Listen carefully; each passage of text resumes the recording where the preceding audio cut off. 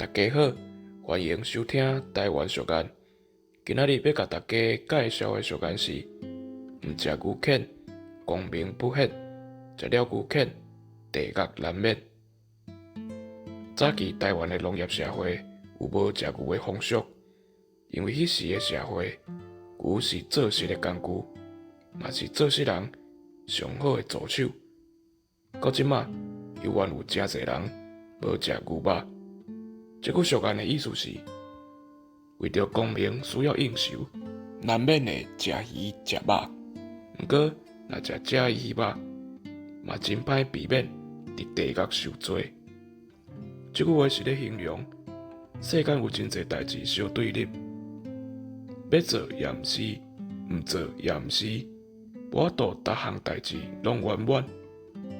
以上，感谢收听。